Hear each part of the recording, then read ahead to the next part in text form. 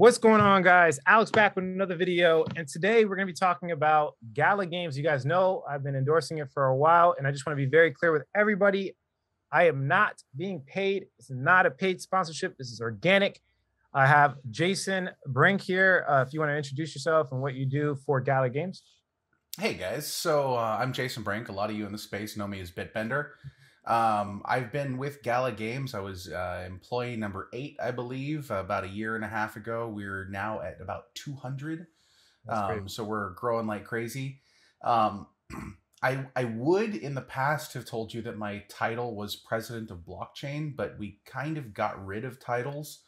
So I am currently known officially as Barbarian, Path of the Berserker internally. So we've switched everything over to D&D style. So yeah, that's me. That's who I am. That's super interesting. So you guys all have like gaming games or names? Yeah. Basically, it got to the point where everything that we do is super collaborative. Probably close to half of the people that work for us have joined us from the community, from game designers to, people working in support to, people working on integral, massive pieces of technology. A lot of them are from the community. And we felt that a lot of the corporate speak is kind of at its heart sort of bullshit.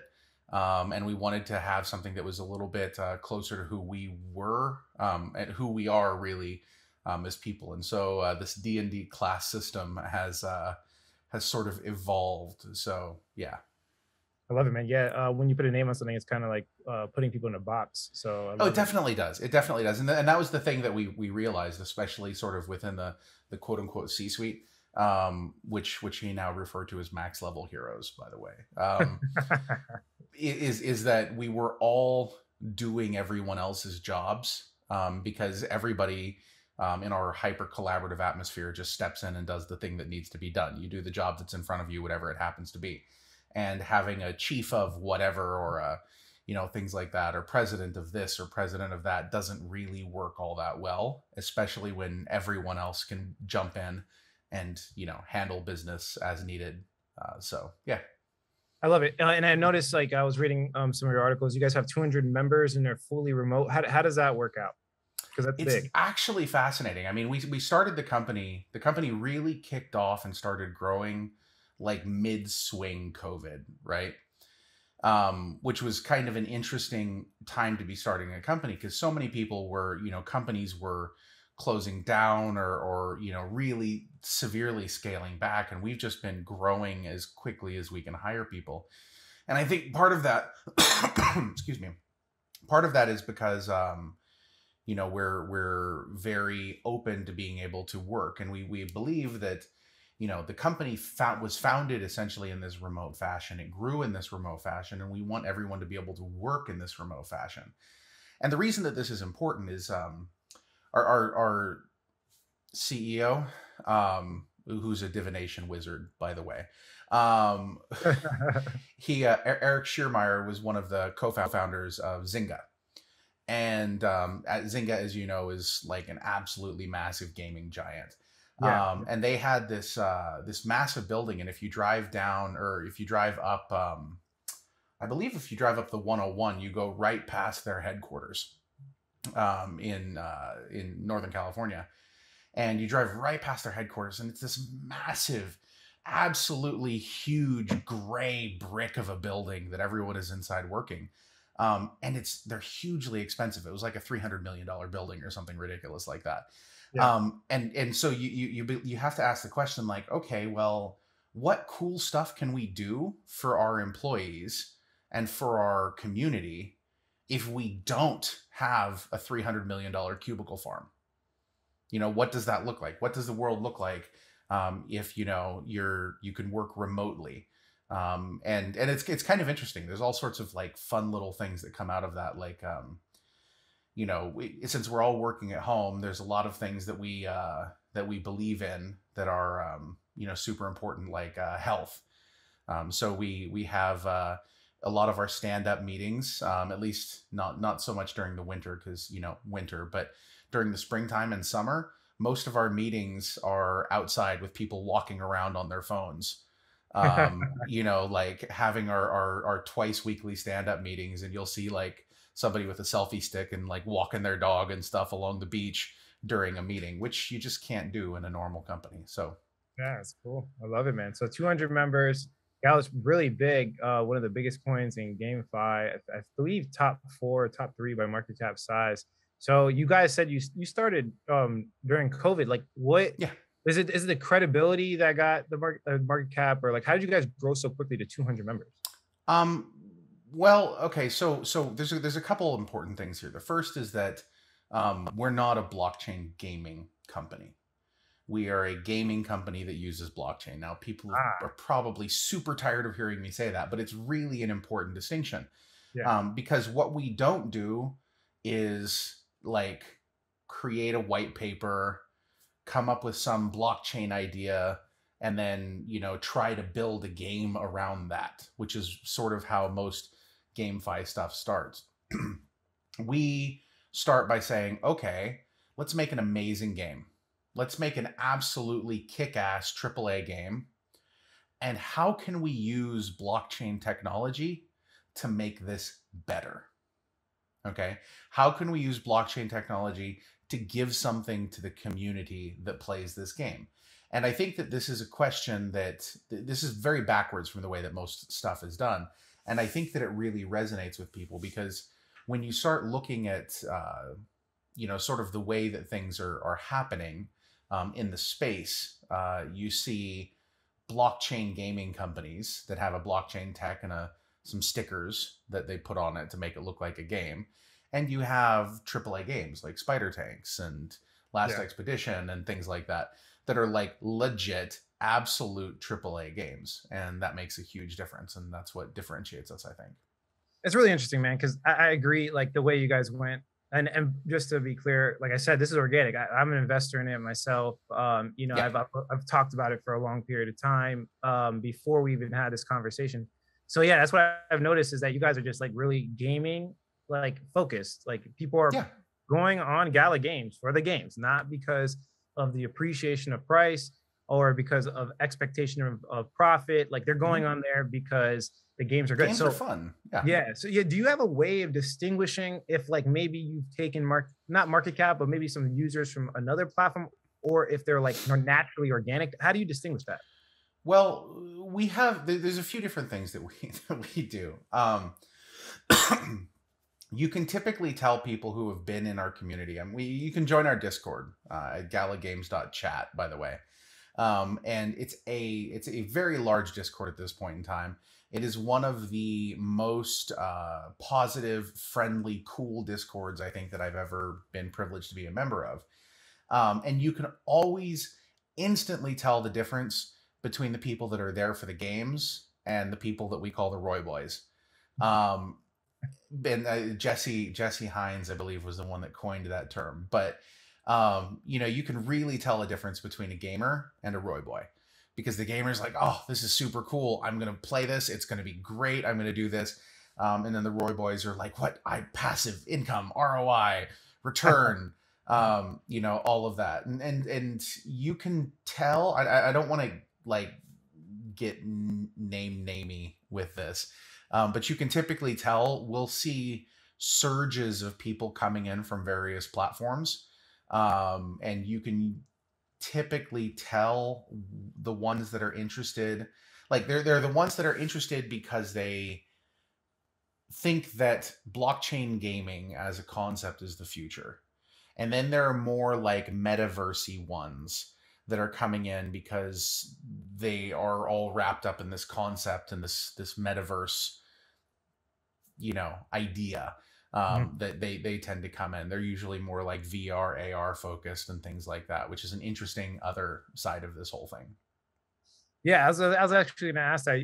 Do you guys plan on doing any land sales or any type of metaverse related, you know, launches? So and I don't know if you're familiar with this. Did you watch Galaverse, by the way? There was some I, interesting announcements on this. oh no, I didn't. I didn't No, watch okay. Gala first, but I did play the game. So I just want to be clear. My relationship with Gala was actually playing Townstar for like 5 days straight. That's like the majority of where I And got it my probably broke you, didn't yeah. it? Oh my god, it's so deep. So many times, I can't make gas. Why can't I make gas? This is terrible. Yeah, I have to start all over again. I have to nuke everything. basically, yeah. Yeah, no, dude, that's where we all are. I mean, I remember like back, this was a long time ago. I was one of the, not the first, that was James, but I was one of the first people to play Townstar. And I remember there was like 10 of us sitting in this room, all of us on our phones. This was back before it was blockchain, so it was an Android APK that we had all downloaded and we're playing on our phones, and watching the little trophy cup pass back and forth between people on the map, and we're all like frantically trying to stay on top of it. And then McCarthy's there actually kicking everyone's ass because he knows the game, because he made the game. Yeah, dude, this isn't fair. But what was the question again? Oh, yeah. Metaverse. So the one of the things that we're doing, and I'm sure that you've seen Vox, right? You've seen the Vox characters, the original Townstar Vox characters, the second drop, the Mirandus Vox characters.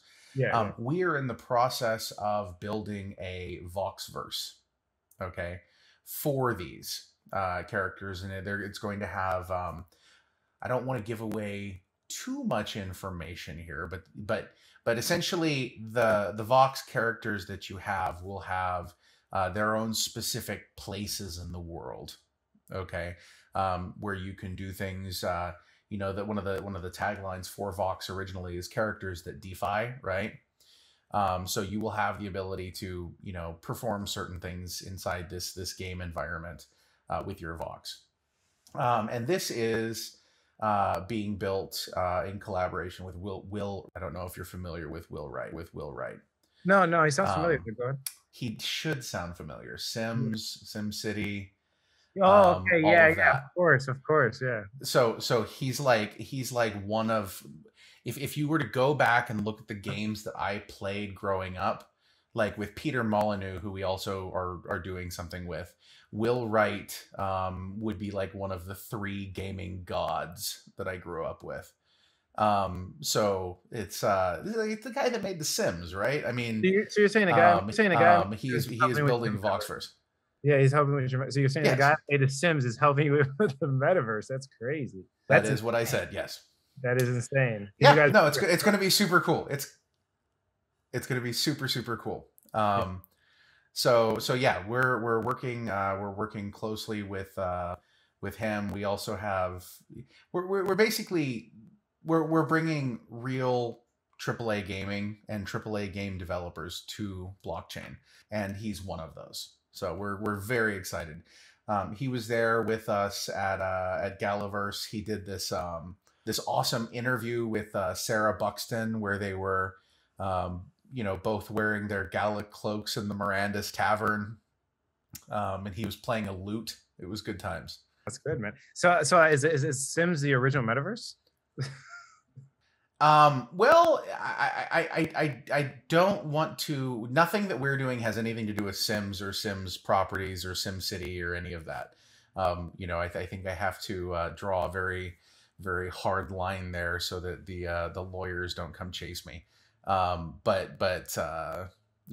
there's no relation there. But Will Wright is a genius, so this is going to be amazing. Yeah, I was just giving tribute to the credibility for sure. So I love it, man. I looked into your tech. I'm a big DeFi guy. That's where I kind of like got my research.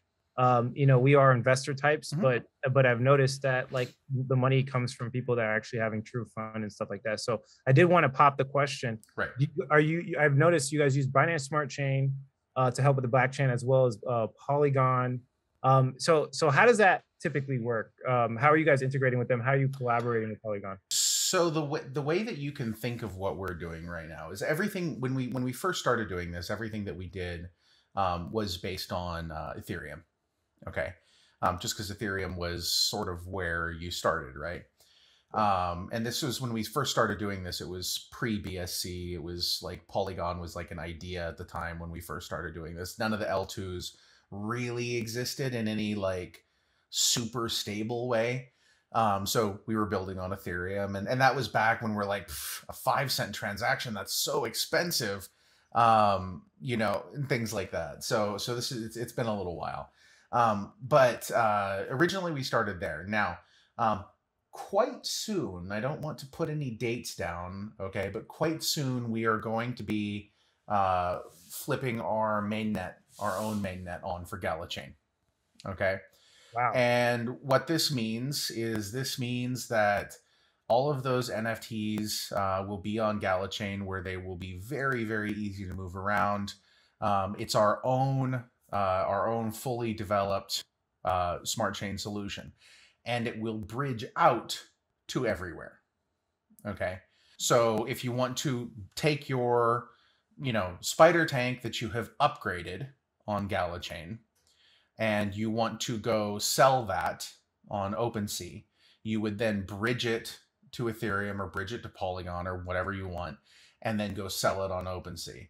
And then if you want to bring it back in, then somebody else bridges it back in onto Gala Chain so that they can continue upgrading and using it in games. Wow. Okay, that's really yeah. It's a whole thing. Wow. Okay, can we dive a little bit deeper on that? So Gala Chain, is it proof of stake consensus mechanism? How is that going to work? It's a delegated proof of authority. Okay. So it's not quite a it's not quite a proof of stake, although there are going to be elements of staking to it. There's going to be a lot more technical documentation that's released on this, you know, not too terribly long.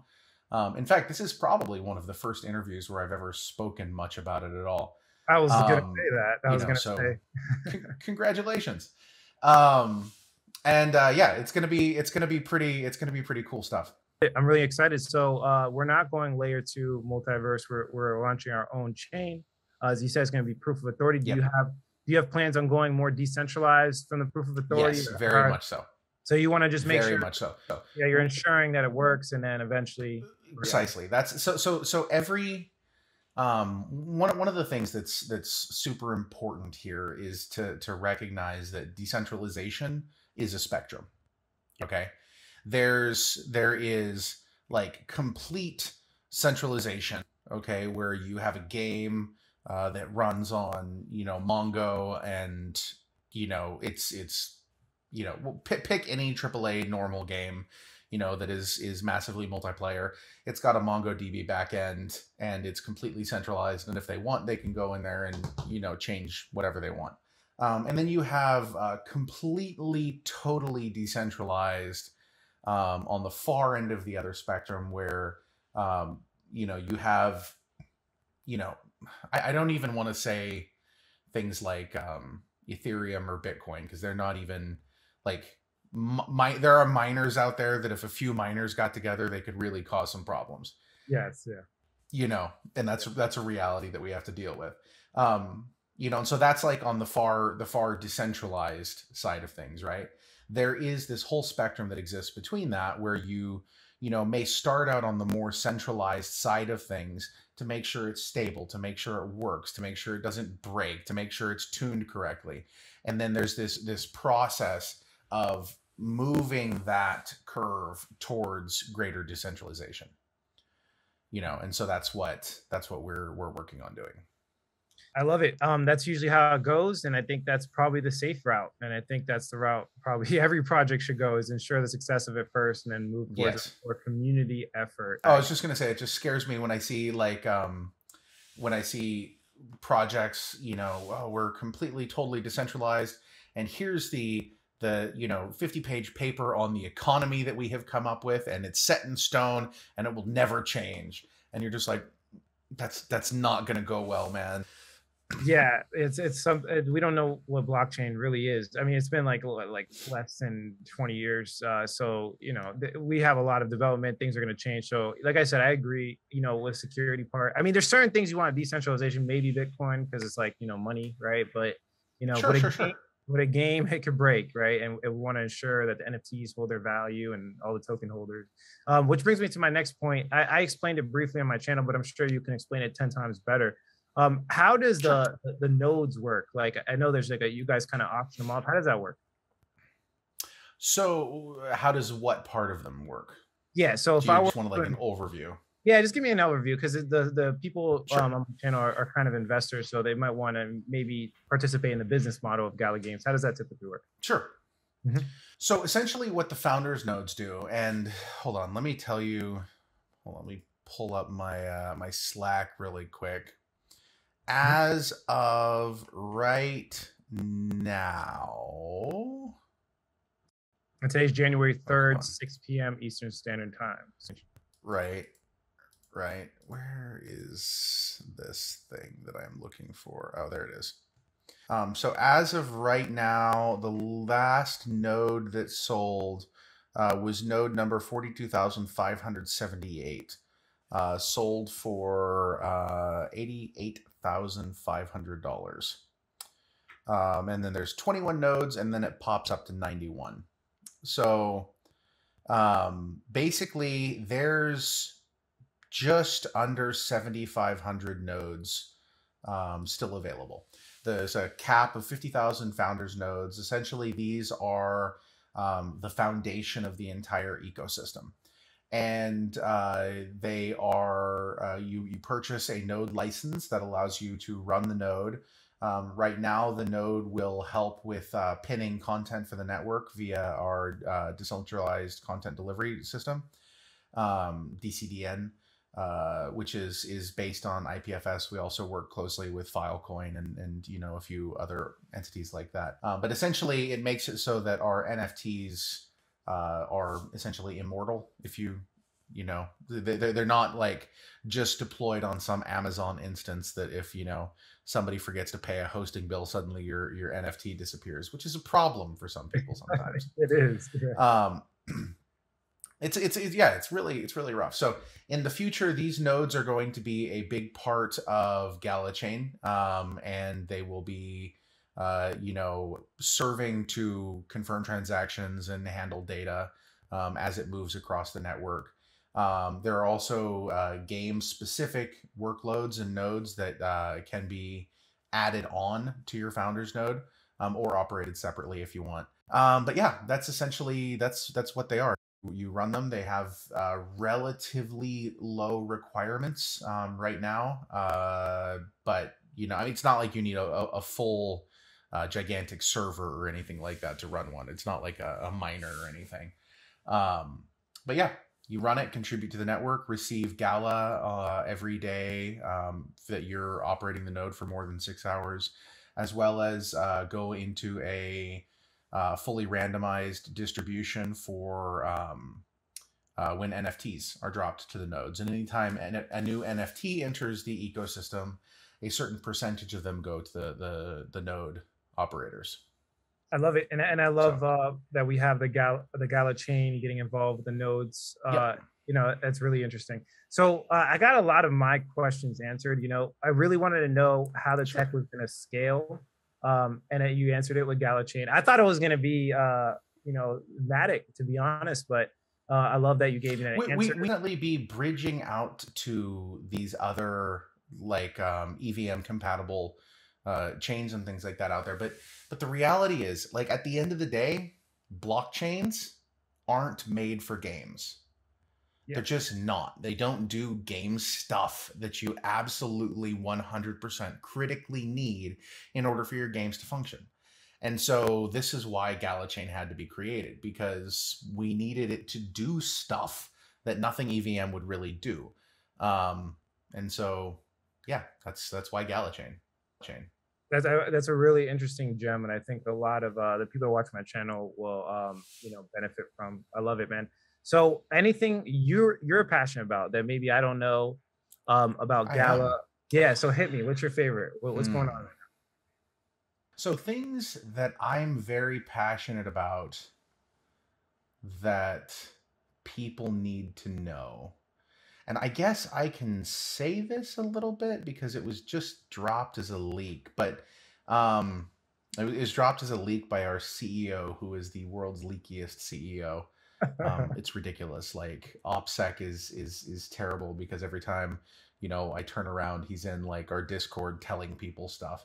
Um, the thing that I would like people to understand, and I'm not going to go into detail on this right now, but this is all much bigger than you think it is. Now, what people realized, what I hope people realize, okay, like a month and a half ago now. Does that sound right? Yeah, like 27th, 28th or something like that of November, I was in Korea. And we had a Spider Tanks Seoul tournament. I don't know if you saw that.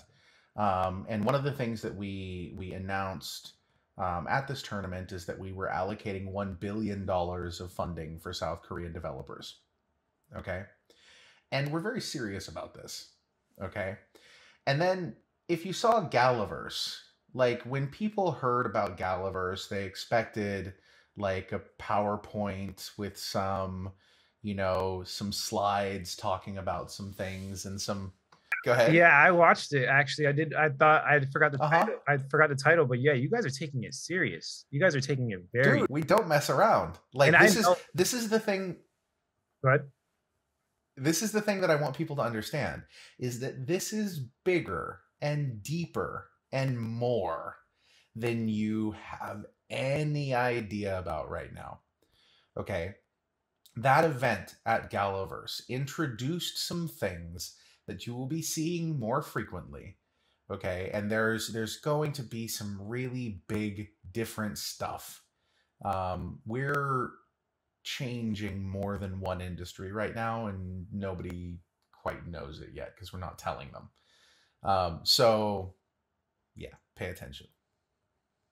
yeah, so just to give you guys some context, $1 billion for developers is an outstanding number. Some layer ones don't even deploy that much money.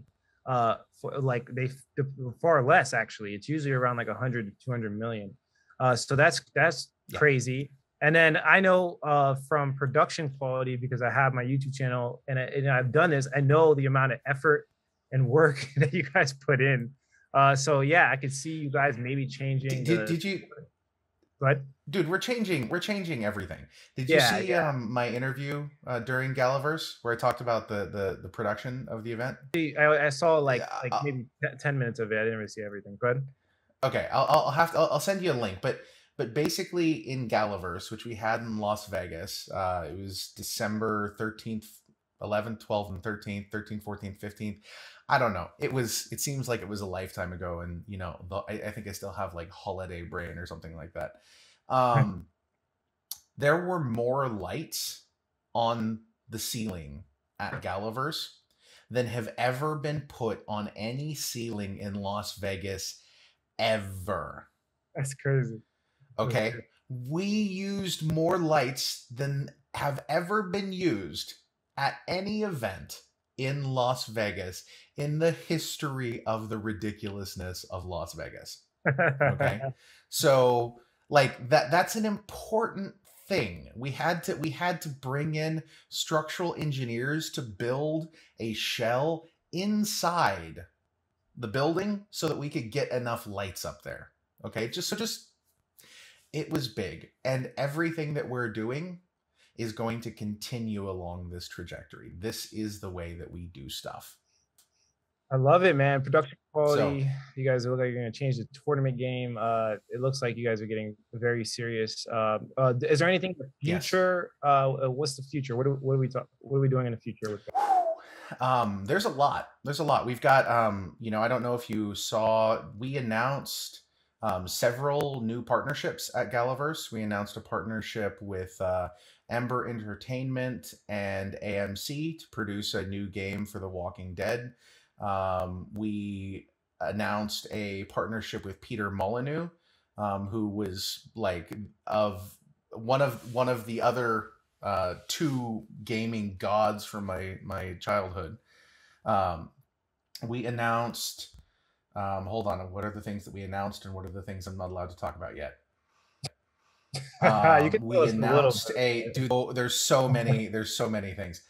We announced a deal with Certain Affinity, which is the developer for Halo and a few of the other major games. They build all of the multiplayer mods for basically if it's like heavy duty hardcore AAA, they're the ones that build all the multiplayer of a game called Last Expedition, which we had. And I want to emphasize, this is another thing that I think is very different from us. When we do stuff, when we announce something, we're not announcing it in this sort of speculative, like maybe someday we'll build this thing way. We had a playable demo of Last Expedition that was running in the back of the hub that people were able to get on and play and fight and go capture the core and, play the whole PvE, PvP thing. Yeah, it's an amazingly fun game, and it's quite far along in development. It's not like a maybe someday we'll build a game, please buy our token thing. Yeah. It's definitely a real thing. So yeah, that's what we're doing. There's a lot more of that. More of that. Yeah, I love it. So you have obviously the credibility on all levels. You have the scalability. You have working product in games. You have the new chain. That's great news. You guys are like branching off into your own things, which you're going to be able to control more with proof of authority to ensure the success of the project. Right.